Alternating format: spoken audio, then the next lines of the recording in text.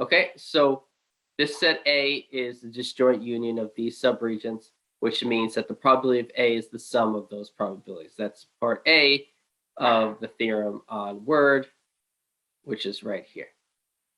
Okay, so we're just continuing theorem 3.3, which is what we ended last class on. Okay, we're on chapter 3, which is on conditional probability. Any questions about this? So okay, good. Okay, and then part B says the probability of A is equal to the sum of these probabilities. Okay, so I illustrated part A as proof. So just to talk about B. So basically, you just want to say, you start with the conclusion of part A. So we've already proved, I've already explained part A. So let's say we start with knowing part A. Then you're saying P of A is equal to the sum of these probabilities. Well, since the probability of each BI is positive, you can say that we have this relationship, for instance. We have that the probability of A B1 is equal to, by definition, it's the probability of A times the probability of B, it's the probability of A B1 divided by the probability of B1 by the definition of conditional probability. And so you can replace, in general, you have that A, B, I. Instead of 1, you can look at the ith one. So probability of A given BI is the probability of A intersected with BI divided by the probability of B sub I. This is for every I from 1 to n inclusive. So each of these probabilities can be replaced by the probability of ABI can be replaced by the probability of A given BI times the probability of BI. Okay, and so this statement, or you could say that the probability of, this is true when the probability of BI is positive. That is, probability of each BI is positive, and so we can say this equation for each I.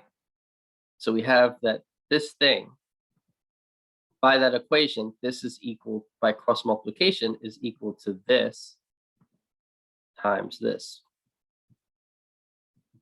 Right? So we can replace each probability of ABI with the probability of A given BI times the probability of BI. And so here we have that this thing is now equal to, so each of these can be replaced by one of these, but for each I from 1 to n. So the first one would be 1. Then the second one would be 2. And you continue this way till you get to the nth term, the last term, and then probability of A given Bn times the probability of Bn. And so now you can see that the probability of A is equal to this sum, which is the statement in B. Okay, and so that means that we proved B.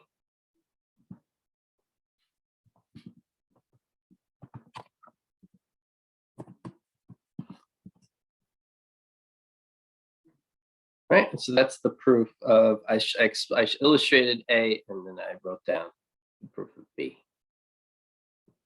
Okay, the next theorem is theorem 3.4, which is called Bayes' theorem.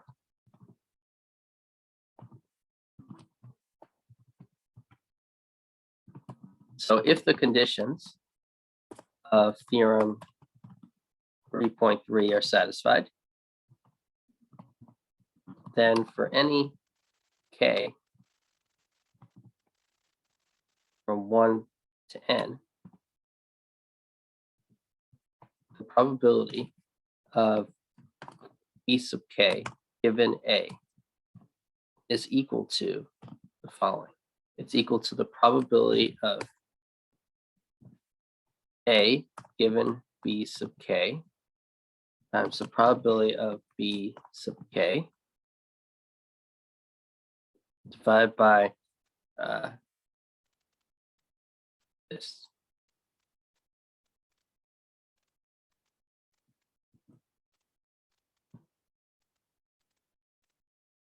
Okay, so if the conditions of theorem 3.3 are satisfied, that means that let S be a sample space if B1 to Bn are mutually exclusive events such that S is the joint union of the B's and the probability B's are positive.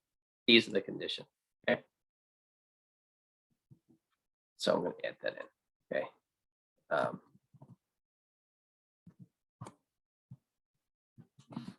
Okay, those conditions are the following.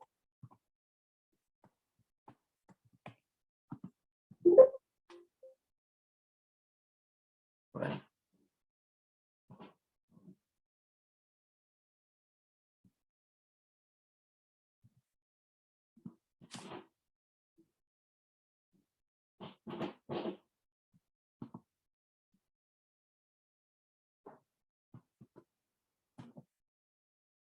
Okay, those are the conditions the theorem is talking about.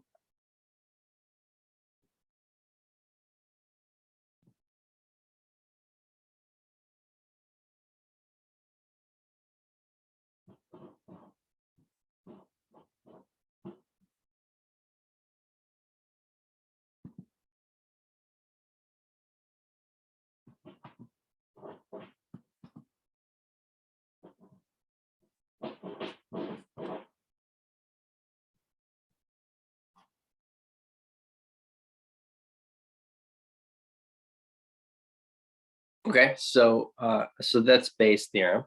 So the proof of this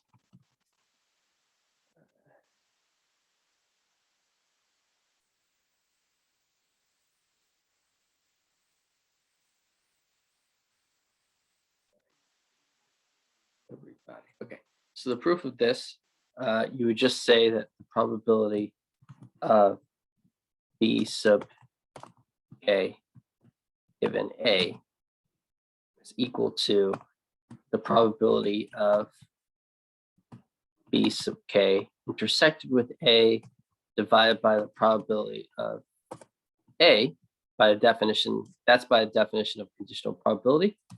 And then that's equal to, well, the denominator P of A, we already have what P of A is. Since we have the conditions of this theorem, we can reach the same conclusion that P of A is equal to that sum. So I can replace the denominator with that, because part B says the probability of A is equal to that sum of products. Right, so that's a denominator. And then probability of B sub Ka,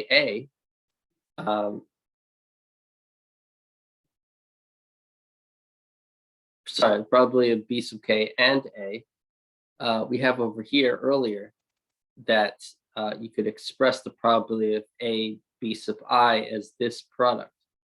And so it's the same idea, except it's just B sub K instead of B sub I.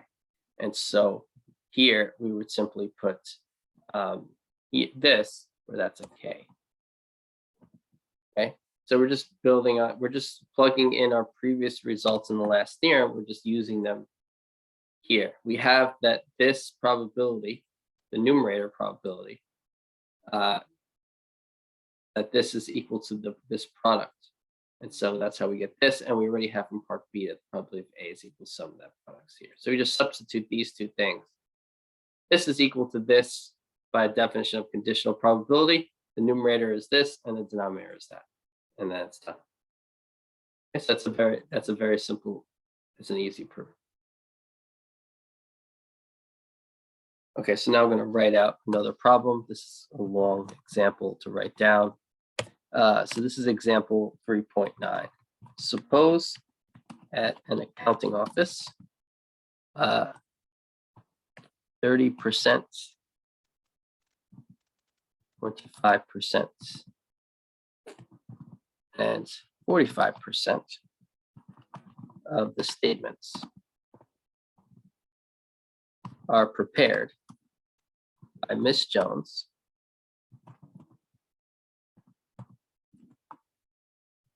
Mr. Lane, and Miss Brown respectively. Suppose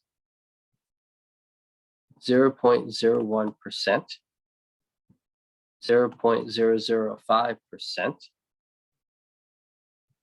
and 0.003% of statements are prepared by Miss Jones, Mr. Lane, and Miss Brown, respectively.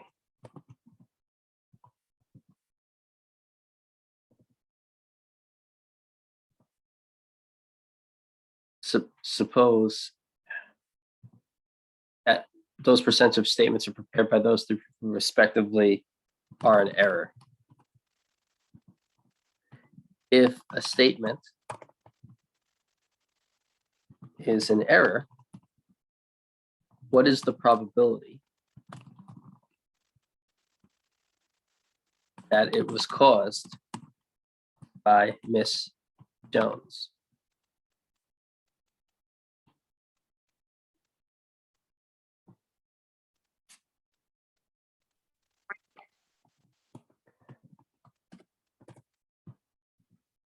Okay, so let me read it again. Example 3.9. Suppose at an accounting office, 30%, 25%, and 45% of the statements are prepared by Miss Jones, Mr. Lane, and Miss Brown, respectively. So those are the percentages of statements prepared by those three people, respectively. Suppose 0.01%, 0.005%, and 0.003% of statements are prepared by Miss Jones, Mr. Lane, and Miss Brown, respectively, are an error. If a statement is an error, what is the probability that it was caused by Miss Jones?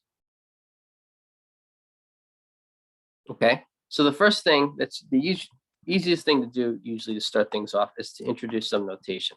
So let B1, B2, and B3 be the events. The statement was prepared by Miss Jones, Mr. Lane, and Miss Brown, respectively.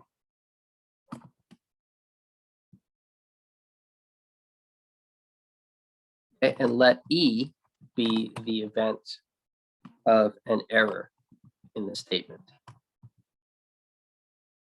Okay. Okay, so B1, B2, B3 are the events the statement was prepared by Miss Jones, Mr. Lane, and Miss Brown, respectively.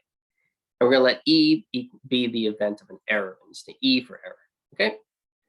Note that what is given to us, right, is that what's given to us is that it says, suppose at an accounting office, 30% of the statements are prepared by Miss Jones.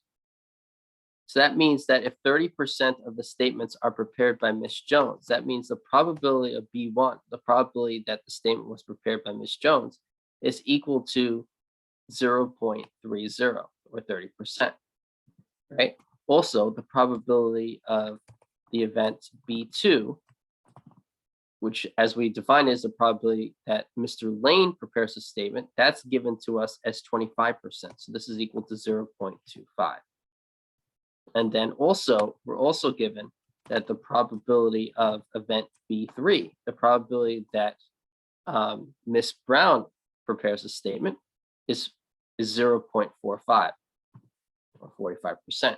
So we are given these three probabilities, right? And we're given those probabilities by this statement, right? So this statement, which I'm highlighting in blue, that tells us these three probabilities. Okay, so from that statement, we know those three probabilities.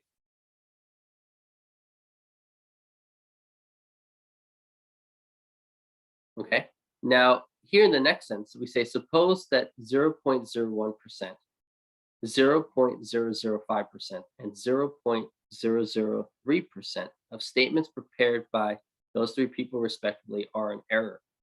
So now we're given this information. This tells us something also. Okay, so I'm going to highlight this in red. And so what this is telling us is that, I'm going to color this in the same color. So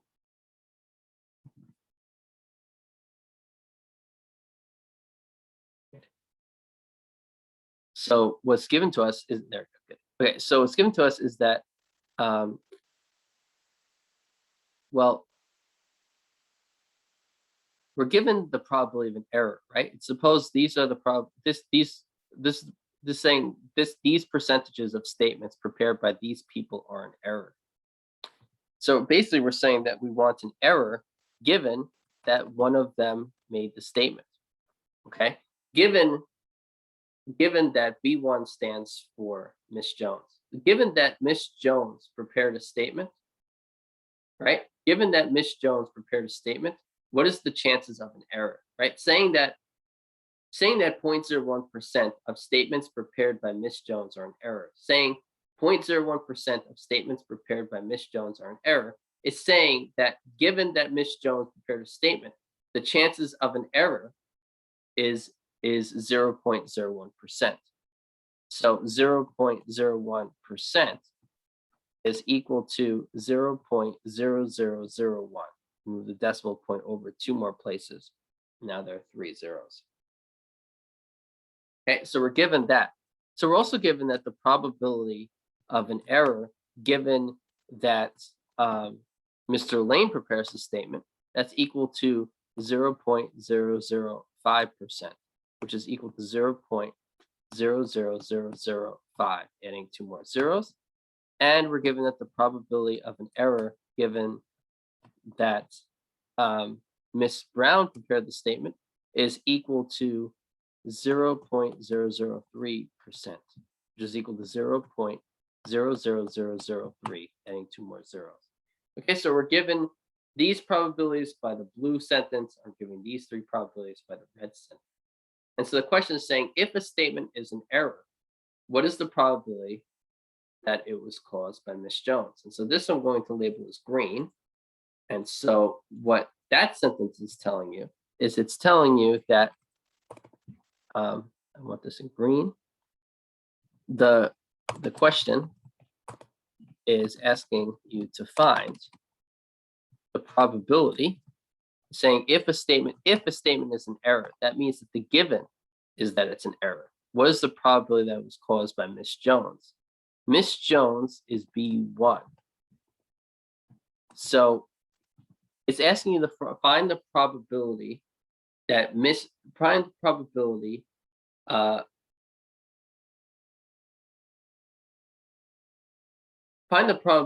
that if there is an error, that it was caused by Miss Jones. Okay. So that's what the green part of the problem is doing.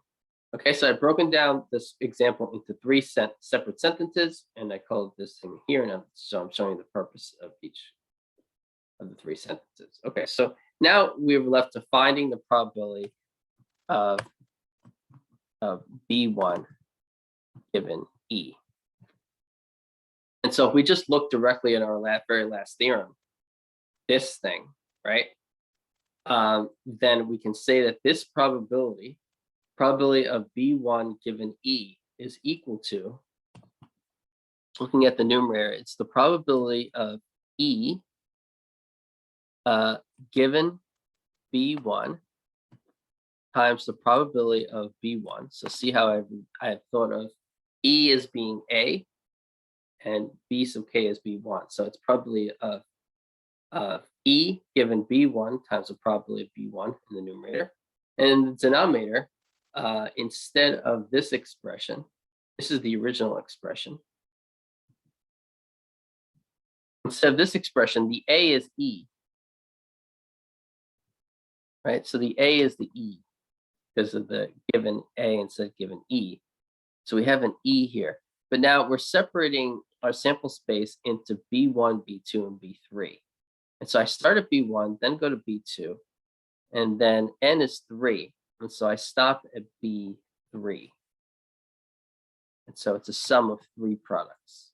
And so now I have that the probability of given that there was an error that it was caused by Miss Jones is equal to this expression, this fraction.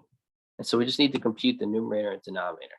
Well, notice that we're given these probabilities here. We're given the probability of E given B1. It's equal to this number, right? So if you look at the numerator, it's a product of two things. This we already found here is 0.0001. So this is 0.0001. And then the probability of B1 is 0.30. So a lot of problems, if you just write down the given information in a way that's the way that you can read it easily, like using notation here, writing as probabilities, then once we get to this point, it's just plugging in the things we've already found. So here we have a product of two things plus another product plus another product. Right, so now we just plug in. Probability of E given B1 is still this quantity. Right? And this is times the probability of B1, which is 0.30. And then it's plus the probability of E given B2, which is 0.00005. And that's times the probability of B2, which is 0.25. And then it's the probability of E given B3, which is 0.00003 times the probability of B3, which is 0.45. And you get that.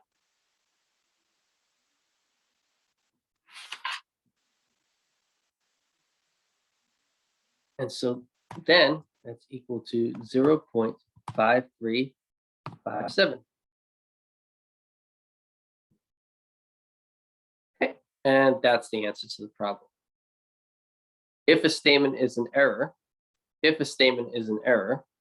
what is the probability that it was caused by Miss Jones? Okay, so we started with this notation. We wrote down the given information in the problem. We wrote down what the problem was asking us to find, and then we found it using the previous theorem. Theorem 3.4 Bayes theorem. Okay, and so that's the end of 3.2. Okay, so the next section is 3.3, which is on independent events. So 3.3.1 is on the definition of independence.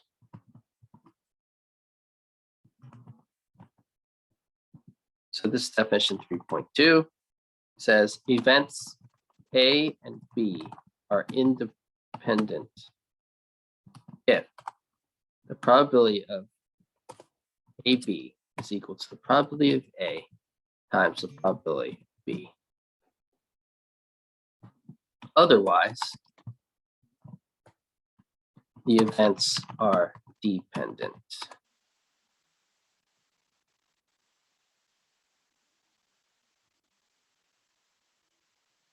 So this is the definition of independent and dependent events.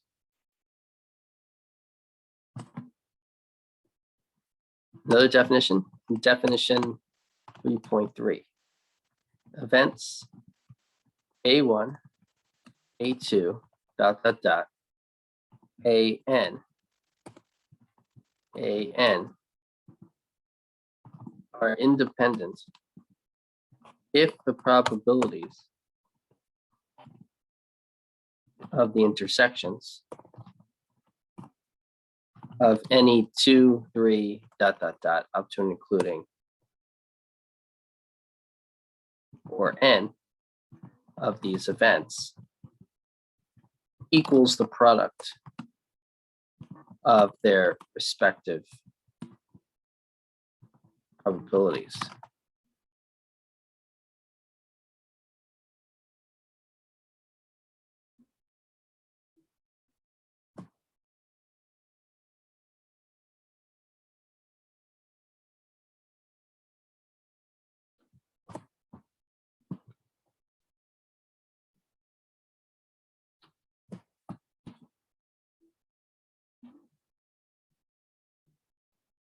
So what that means is, for instance, so explaining definition 3.3. So if you had events A1, A2, and A3, then those three events are independent if so for instance, if you took any two of them, for instance, if you took probability of A1, A2, it would equal to the product of A1 times the probability of A2, right? So that would be true. If you took a different two, if you took A1, probability of A1, A3, it's equal to probability of A1 times the probability of A3. And then if you took the probability of A2, A3, it would equal to the probability of A2 times the probability of A3, right? And if we did A2, A1 instead of A1, A2, it would still be the same, right? Okay, so for instance, that would be choosing 2. So it's going from 2 to n. So since n is 3, we also include 3. So for instance, what also would have to be true is that you'd consider 3 of them. So when you consider all 3, that'd be saying the probability of A1, A2, A3 is equal to the probability of A1 times the probability of A2 times the probability of A3. So in this definition, you're not just considering intersections of 2, you have intersections of 3. That's because there are 3 events. And if there were 4 events, we'd have to take the probability of any 2 and the intersection of any 2 and equal the product of their respective probabilities. Then you take the product of the intersection of any 3, that would be equal to the product of those 3 probabilities. And then you take the probability of the intersection of 4, and to say it's equal to the product of those 4 probabilities. Makes sense? So here there are only 3, so there's only one way to choose an intersection of 3 sets. If we had 4 sets, then there would actually be 4, we'd have 4 equations here instead of just 1, where we would go over all the ways to choose any 3 out of the 4. Okay, but you get the idea. So for 3 events are called independent if all 4 of these equations and slight variance, like probability of A2, A1 is equal to probability of A2 times probability of A1. Obviously, these equations tell you that other equations are obviously true, right? Here, I could have also said probability of A1, A3, A2 is equal to probability of A1 times the probability of A3 times the probability of A2. But that's also obviously true if you know this.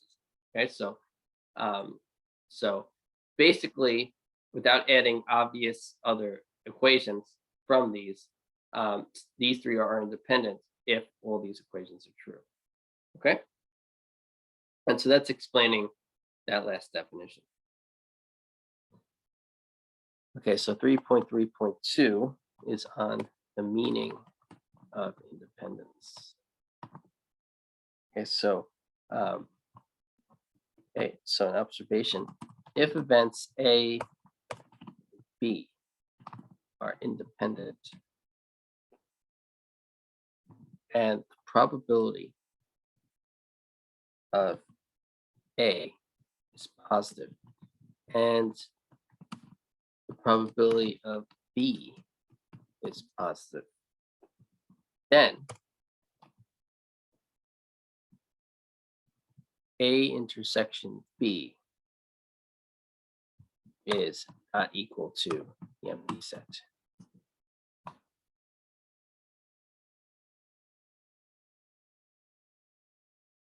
Okay, so if A and B are independent and both their probabilities are positive, then the intersection of them is non-empty. Okay, so let's look at a proof of that. So if A and B are independent from the given, right, which we have from the given, that then tells you that the probability of AB is equal to the probability of A times the probability of B. Right? Well, since since the probability of A is positive and the probability of B is positive, then we know that the probability of AB is positive, right? Because if probability of AB is equal to the product of P of A times P of B, and both P of A and P of B are positive, that means when you multiply two positives, you get another positive. So P of AB is positive, right? Right? The probability.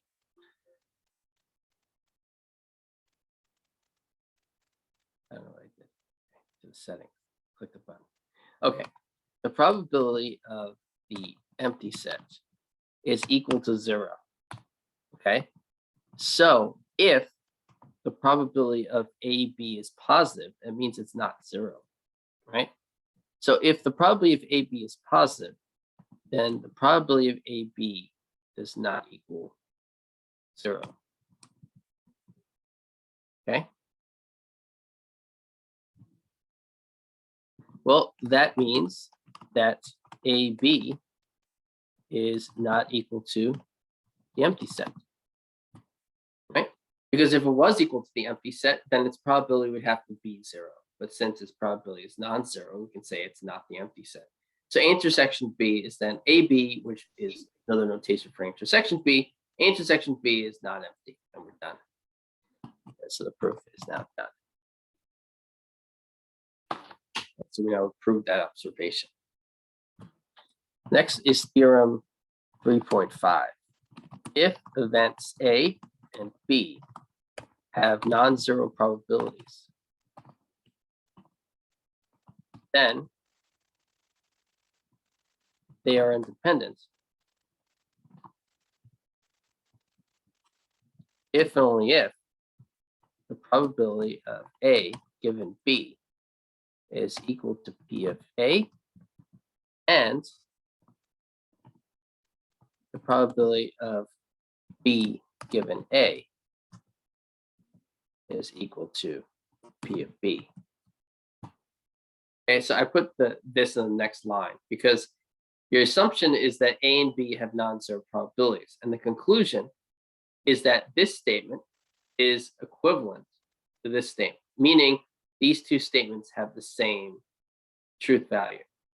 So I'll make this a green statement, and I'm going to make this a purple statement. Okay, so if events A and B have non-zero probabilities, then the green statement and purple statement have the same truth value. That's what this statement is saying, okay? So I'm going to put that explanation here. Logically,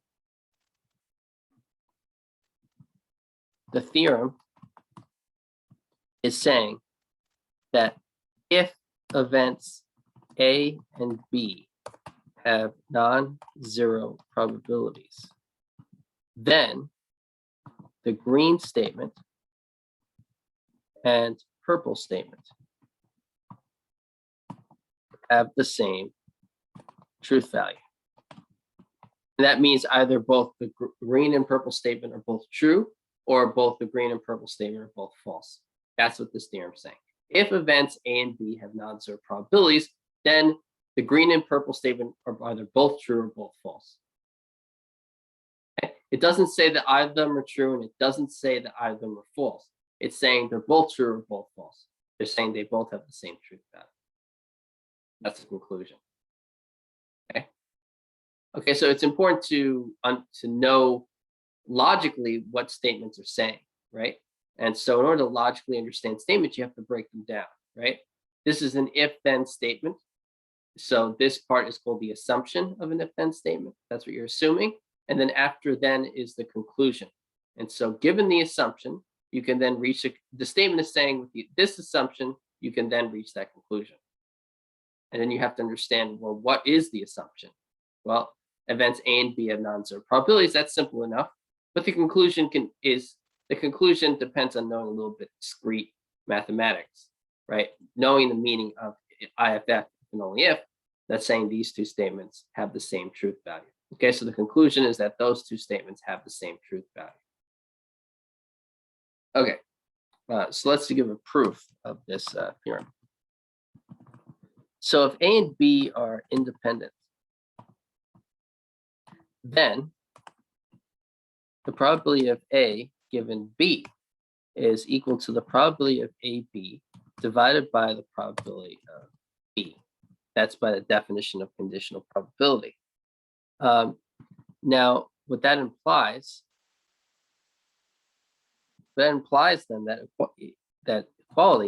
that equation is that the probability of AB is equal to the probability of A given B times the probability of B. And it also implies, and this is part of the implication, I'm just writing it underneath, it also implies that the probability of AB is equal to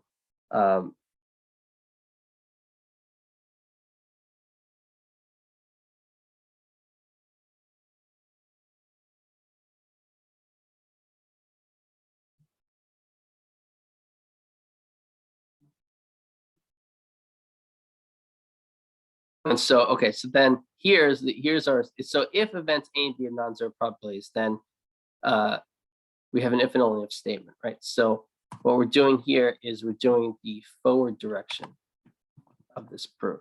So this is called the forward direction, okay? We're proving an if-then statement. And so,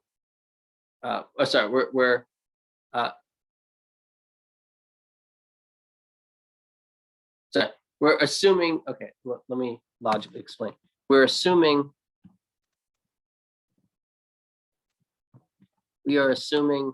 that A and B have non-zero probabilities. Okay. To prove, the goal is to deduce the if and only if statement in the theorem. We want to deduce that given this assumption, we can then conclude this if and only if statement. Okay. So we want to prove that the if only if statement is true. To do that, we can also prove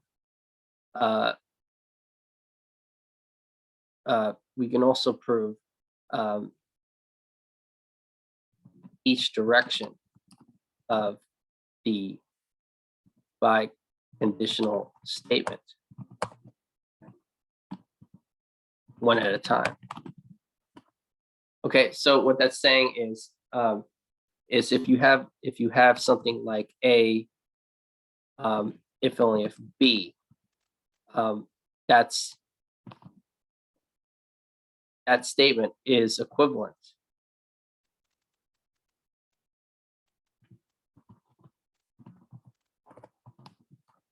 to the statement A implies B, if A then B, and if B then A. Okay, so saying A if and only if B is equivalent to saying if A then B and if B then A. And so what we can do is we can show that given that A and B have non-zero probabilities, we can say that then A implies B and B implies A.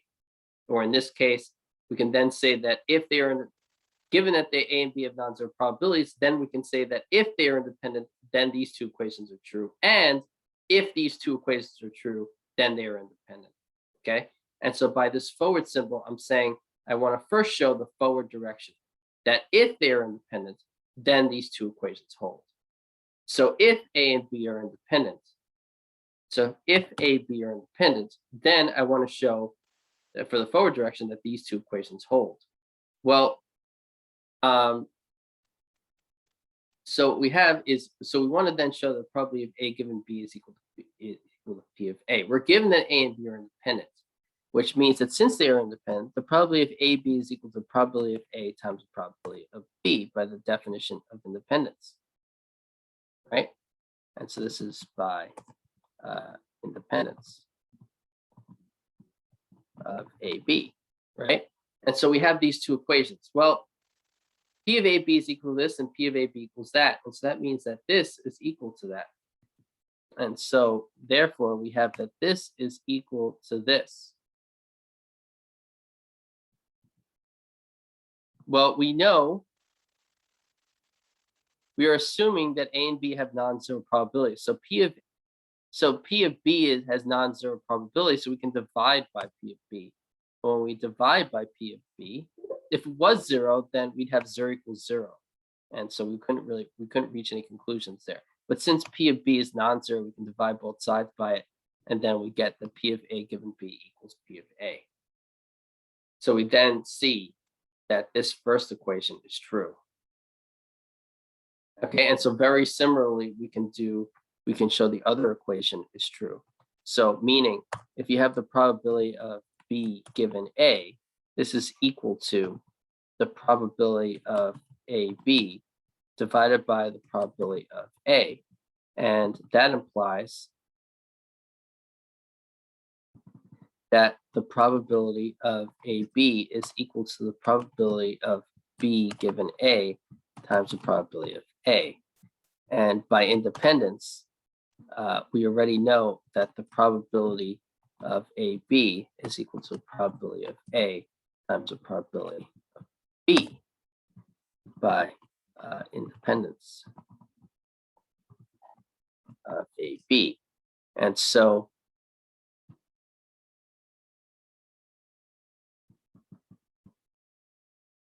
since we have those two equations, we then know that P of AB is equal to this, and we know P of AB is equal to this. And so those two are equal to each other. And since P of A is non-zero, because we assumed at the beginning probabilities of both are non-zero, that means dividing by P of A on both sides, we get the probability of B given A is equal to the probability of B. Okay, so now I showed both equations happen. That given if A and B are independent, then these two equations are true. So if A and B are independent, then we get both those equations. So that's the forward direction of the proof. That's the forward direction. So now the backwards direction is showing that the opposite direction of that if and only if statement is also true. And so to prove the backwards direction true, we want to assume that those two equations hold.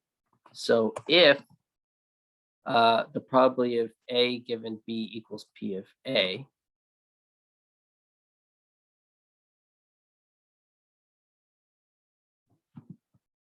and the probability of B given A equals P of B,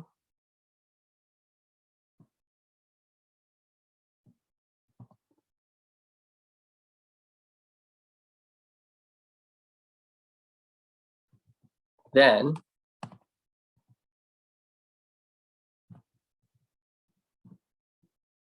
we keep going, right? So we're going to assume those two equations hold, and then we want to imply that they are independent from that. Okay. So right, independence, to prove A, B are independent,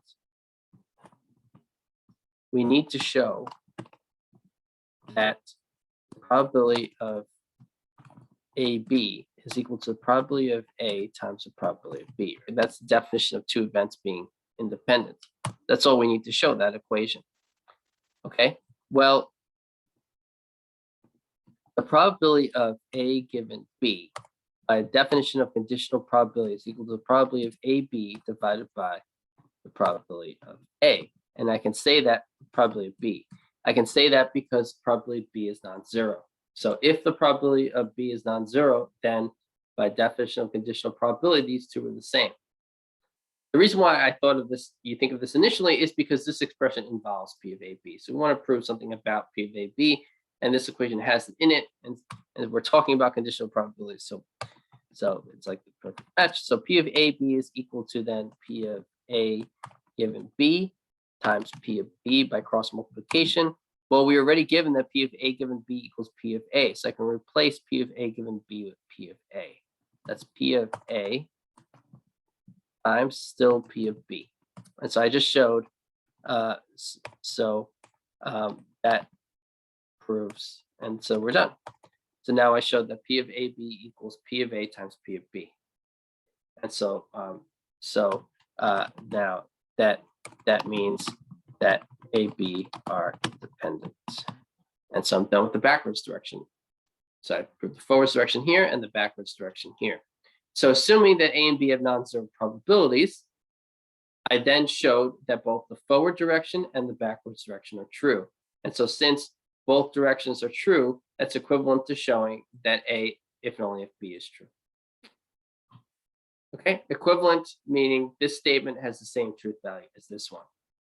Okay, so either A, if and only if B is true, and A implies B and B implies A is true, or A, if and only if B is false, and A implies B and the statement A implies B and B implies A is false, meaning either A implies B is false or B implies A is false. Okay, several ways to think. Okay, so, but we proved that assuming A and B have non-zero probabilities, that we then show that A, if and only if B is true by showing A implies B is true and B implies A is true. The forwards direction and the backwards direction. Okay, the forwards, by you know the direction, which direction you're going in, because we're given the statement here.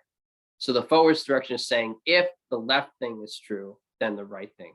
The backwards direction, the left arrow is talking about the statement if the right statement is assumed, then the left statement is true. Okay, that's where you get the directions from where you write the statement. So you can't keep writing the same statement by alternating them and then talk about the forward direction, backwards direction, because then it's confusing and the reader doesn't know which direction you're talking about. Okay.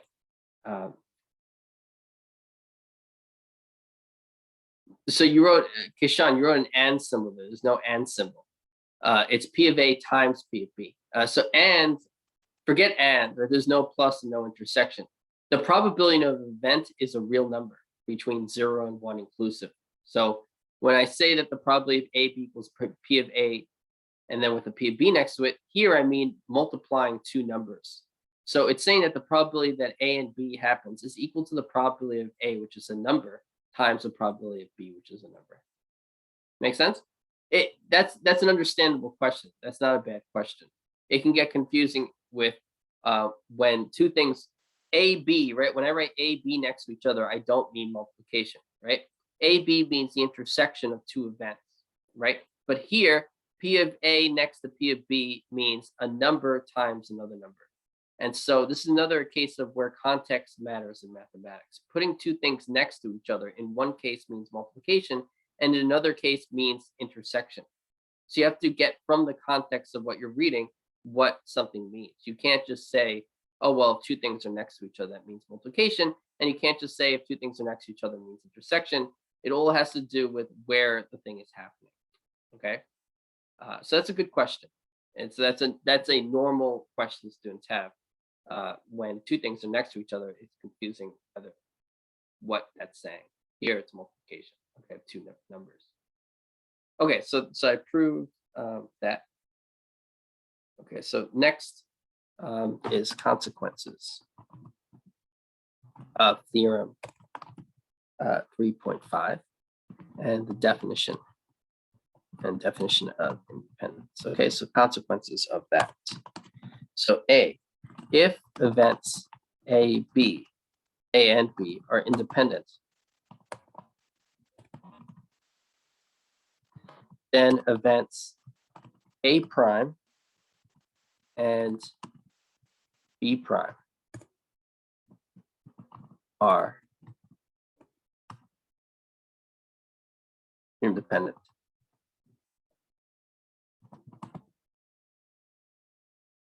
Okay. So if A and B are independent events, then events A prime and B prime are also independent.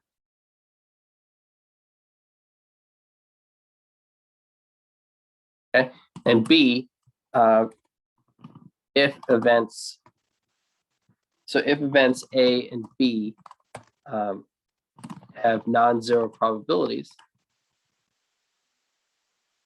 less than 1, then they are independent if and only if the probability of, so it's important to understand if and only if, probability of A given B prime is equal to the probability of A and the probability of B given A prime is equal to the probability of B. And so I'm gonna write it like this, even though you normally would have this separated and you give its own line because it's an equation. I'm gonna write it like this so you can see the if-then statement. B is saying the assumption is that events A and B have non-zero probabilities less than 1. That's the assumption. I'm gonna label that assumption with blue. It's assuming the blue statement. If the blue statement is true, then the red statement. It's an if-then statement. Blue is the assumption, the red is the conclusion. If the blue statement is true, then the red statement is true. The red statement is an if and only if statement, saying that they are independent has the same truth value as those two equations are true. Hold, okay? That's how you break down this if-then statement. Okay, so this is the other consequence of the theorem and definition of independence, that if A and B have non-zero probabilities less than 1, meaning their probabilities are strictly between 0 and 1. They're not 0 and not 1. Then they're independent if and only if those two equations hold. Okay, here these equations have the complements in them. So this is slightly different than the earlier one, where we had, there were no complements here, right? And so now here we have B prime here and A prime there. And so it's not exactly the same to me than the earlier statement. Okay, so example 3.12, examples of independence events. Okay, so we're going to show here, show in two tosses of a fair coin, if A is the event of heads on the first toss, and B is the event of tails on the second toss, then A and B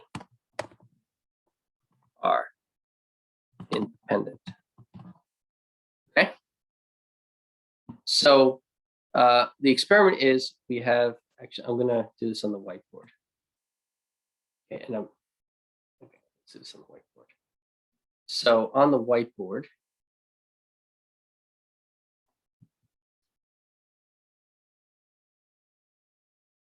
so show in two tosses of a fair coin, if A is the event of heads in the first toss and B is the event of tails in the second toss, then A and B are independent.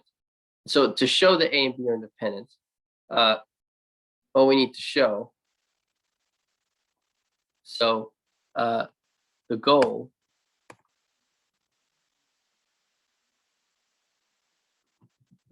is to show that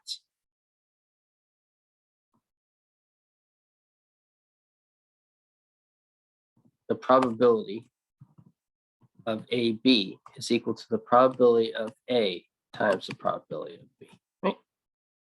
And so to show, once we show that, then they're independent events. Oops. Okay, what's going on? Okay, so let's do that. So so we just need to find the probabilities of each of these three events. We need to find the probability of A and B, the probability of A, and the probability of B. So there's two tosses of a fair coin. So there are 4 ways that this experiment can turn out. There's 4 ways to toss 2 coins. So here I'm looking at the sample space. You gotta either have heads in both tosses, first heads, then tails, or tails, then heads, or both are tails. Okay, so those are the 4 ways that you can flip 2 coins. The first way, I'm going to label this as, actually, I'm not going to enumerate them. I don't want to confuse you by saying these need to be ordered. Okay, instead, I'm just going to label this, okay, as the 4 ways.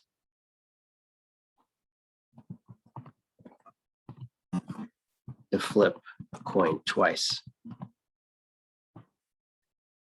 Okay, so those are the 4 ways to flip a coin twice. And so we have these 3 events. We have P of A, the probability of heads on the first toss. The probability of an event is the number of sample points in that event divided by the total number of sample points in the experiment. There are 4 ways to flip a coin twice, each that are equally likely. And so the number of points in the sample space is 4. The number of sample points in this event A is saying the number of times heads is the first toss. Well, here heads is the first toss, and here heads is the first toss. And here heads is not the first toss, and here heads is not the first toss. So the number of times where heads is the first toss is 2 out of the total 4. So the probability of heads in the first toss is 2 over 4, which equals 1/2. So P of A is 1/2, right?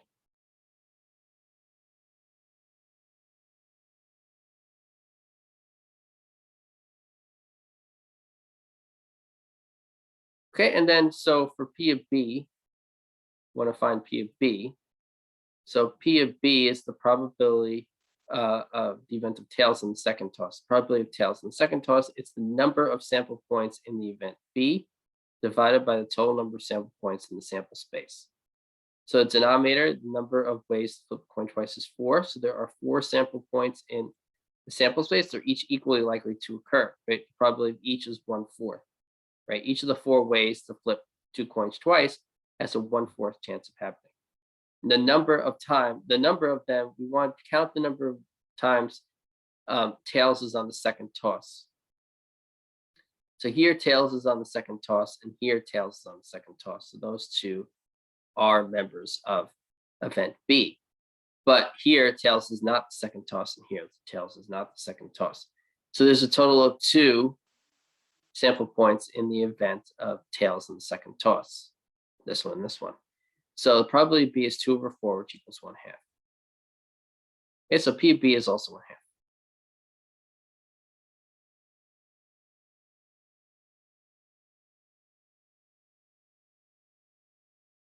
Okay, so that's P of A and P of B. P of AB is the probability that both happen. That heads is on the first toss and tails on the second toss. So heads on the first toss and tails on the second toss. That's an AB, this event AB, right? So heads on the first toss and tails on the second.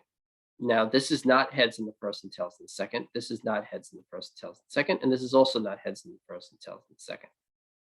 And so, okay, so this is the number of sample points in the event A intersection B divided by the total number of sample points in the experiment. So there's 4 in the denominator because there's 4 ways to flip a coin twice. And we count here, there's only one way, the heads on the first toss and tails on the second. And so that has probability 1/4. So P of AB is 1/4. Well, now that we've calculated each of these 3 probabilities, we can see that this implies that P of AB, which is 1/4, is equal to P of A times P of B. Because 1/4 is equal to 1/2 times 1/2.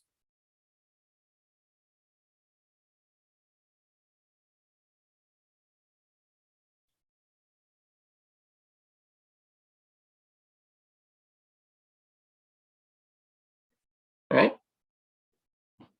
So what we showed is that A and B, so this implied P of A, B equals P of A times P of B, and that implies that A and B are independent events.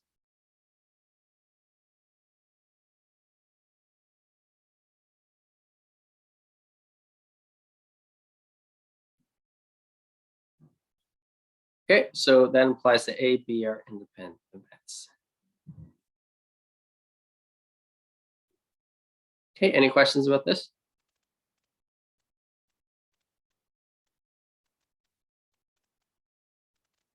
Okay, I am recording. Okay, good.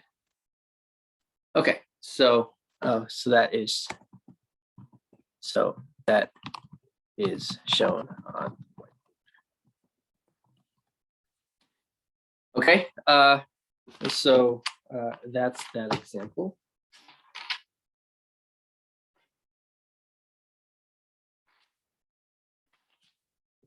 So let's talk about the first exam, when it's going to be. So to do that, I'm going to bring up the syllabus. Okay, so you continue in the syllabus that test 1 is on chapters. Oh, let me put the syllabus on the screen. So you should now see the syllabus on the screen. Okay, so test 1, as you can see, is on chapters 1, 2, and 3, right? So we're almost done with chapter 3. Next class, we'll probably finish chapter 3. So next class is only done with the material. So that would be, the 7th. So on the 7th, we'll probably finish the material. And so I'm going to assign the test is going to be on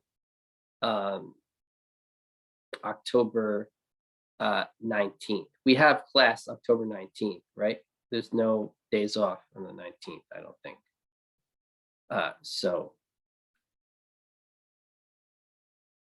Okay, so let me.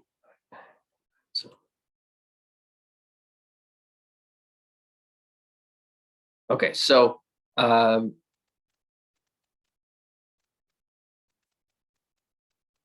okay, so you put it in your calendar. It's going to be October 19th.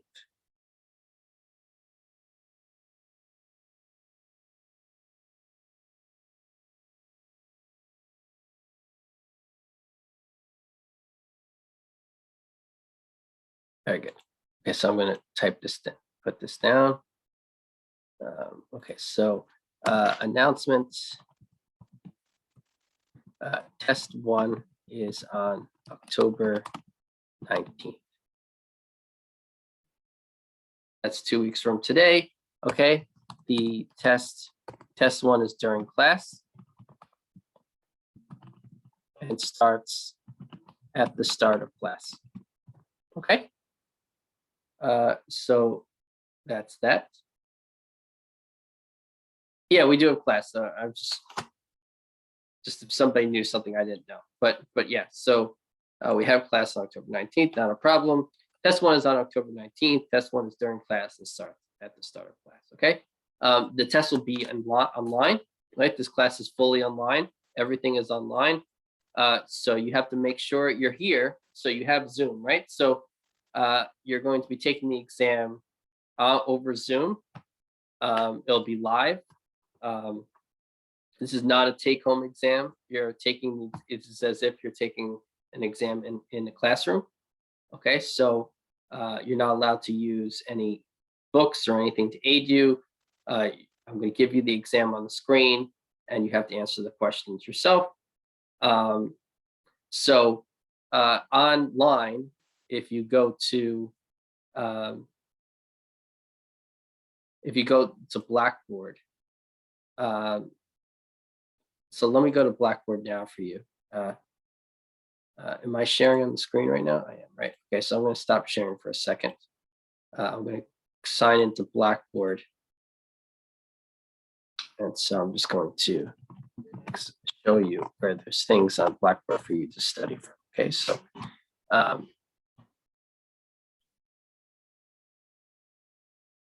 okay, so wait, Smith. This is Smith, 241. Good. Okay, so where are we? There we go. Okay, so you should now see Blackboard on the screen. So when you go to this class page, you can go to tests. So there's the test link on the side, and it brings you here. So for test 1 in this class, this has been here the whole semester. We have practice questions for test 1, and we have answers to practice questions for test 1. Okay, so and so you have those as study guides, right?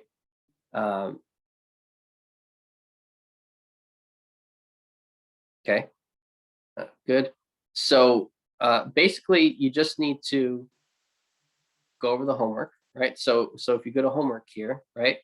Here are the homework assignments, right? So if you look at, you just want all the homework from the chapters in the exam. So like I said, like I'm saying in the syllabus, you have chapters 1, 2, and 3, right? That's test 1. There's nothing on chapter 4, any of it. It's just chapters 1, 2, and 3, right? So you have the homework here already. And so when you look at the homework, you just look at the homework assignments that are on materials from chapters 1, 2, and 3. So give me 1 second.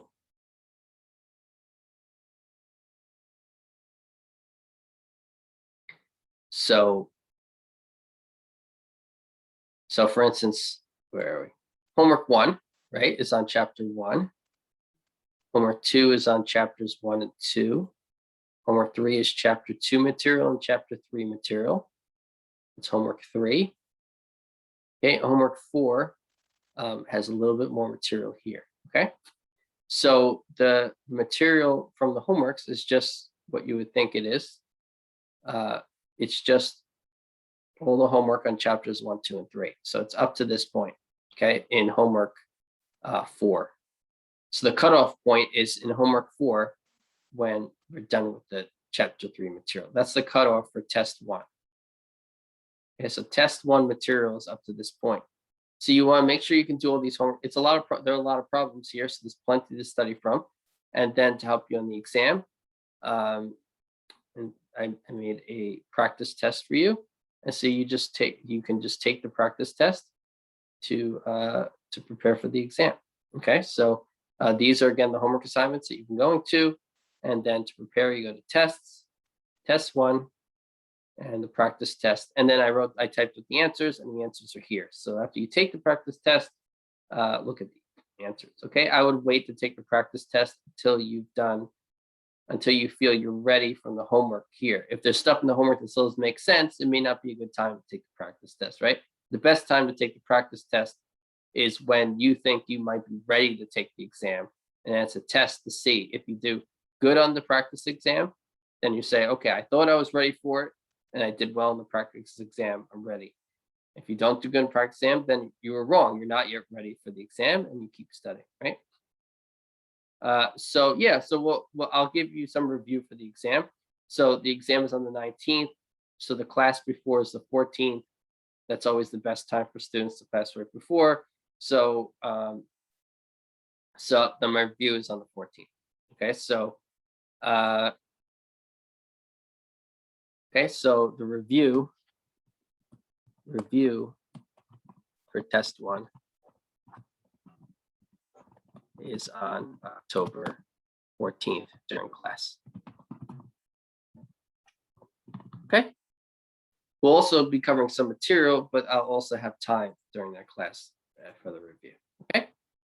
And then also on Blackboard, I want you to read rules for exam and what to do to take online exams. Okay, so I want you to read these 2 things. It goes over the things you need to know in order to take an exam, right? And so on exam day, again, I'll be on Zoom. I'll ask you to have at least 10 sheets of blank paper, preferably printer paper, where you can write down your answers. I don't want you to write in a notebook. And you write down your solutions on them, 1 page for each solution. So each page is a separate solution. And then you send me your exam in hopefully maybe a PDF file, 1 PDF file with all your answers in it. Don't take pictures of your phone. There's an app called Genius Scan you can download that allows you to take pictures and put it all in one, and converts it to 1 PDF file. You can take pictures through the app, through the app with your phone, and it allows you to save all those pictures as 1 PDF file. Right? If you take individual pictures, it takes up too much space, and you can't send it in 1 email. Okay, I don't want you to send me exams using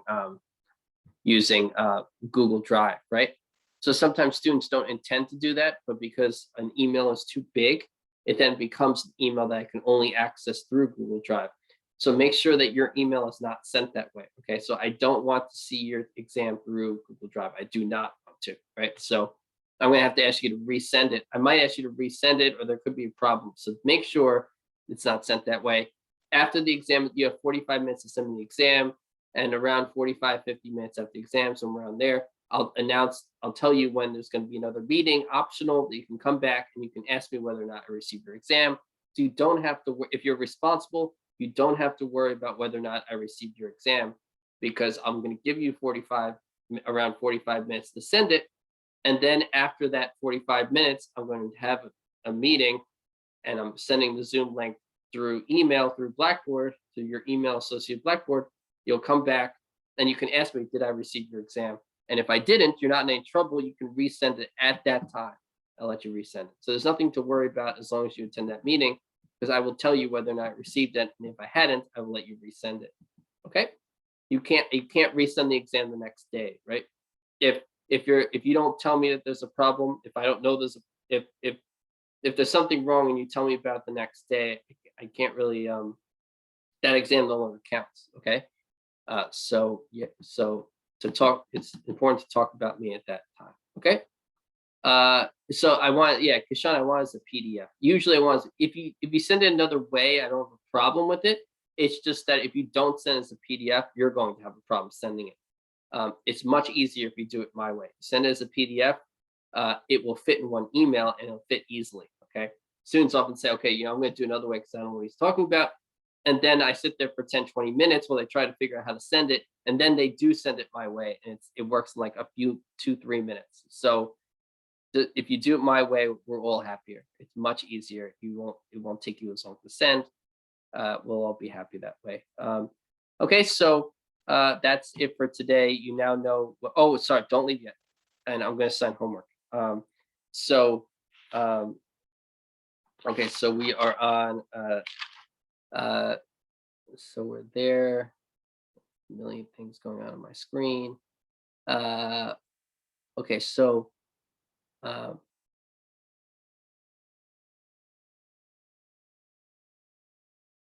Okay, so give me 1 second here. Professor? Question? Yeah. Yeah, Professor, I have a question. Professor, all these things that you have said, are they being recorded, right? Oh, sorry, what? Sorry, maybe my connection. I was just asking, like, all these things that facts that you said about the test information, is it being recorded? Yeah, it's still recording. Yeah, it's on the recording. Yeah, Okay. I'm going to go through these instructions again in more detail. I'm telling you them now quickly. I'll go through them again. I don't want to spend too much time on the instructions, but that's what those files there that I showed you on Blackboard, they have all the instructions right there. So I went through pretty much everything you need to know out loud. But if you want really long descriptions of it, you can read those files and it goes into detail, like every little minute thing that could happen during the exam. Okay. You're allowed at best a TI 80. All right, now we have to say this again. We started it. You're allowed at best a TI 84 plus calculator, right? That's on the syllabus. So you're allowed at best that calculator. I told you already, if you have a different kind of calculator, if you don't know whether or not it's TI 4 plus at best, you show it to me and I tell you whether or not it's good. Okay, so I assigned homework 3, right? We went up to the first page of homework 3 so far. So for homework, we are currently on 3.3 and we're not yet done with it, but we finished 3.2. So for homework, I want you to do the rest of homework 3. So that means the second page of homework 3. So I'm assigning the second page of homework 3. Okay, that's what's for homework. I'll write that down here. Not in the syllabus. I'm gonna write down here. The homework for next class is the second page of homework 3. Okay, so that's the homework. Okay, and important announcement, the announcement of the exam. And I'm going to put this in size in big font here. Actually, in fact, I'm going to make it even bigger. All right, size 6 announcement. Test 1 is on October 19th. Test 1 is during class and starts the start of class. Review for test 1 is on October 14th during class. And homework for next class is the second page of homework. Okay, that covers everything. I'll see you all on Thursday. Have a good night. Okay, I'm going to save the whiteboard. Don't forget to remind me about the whiteboard. Okay, good night. Bye. Thank you, Professor. Good night. Good night. You're welcome.